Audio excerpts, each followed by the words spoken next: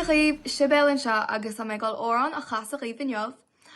Óran atá an faoin Gheimhridh agus an tanimta ná nDúlaíocht an Gheimhridh. Dóla mise an tóran seo I mScoil4 Ar le Mhuiread Ní Chasaide agus chasmuid éis den grúpa Ceol agus sa chóir.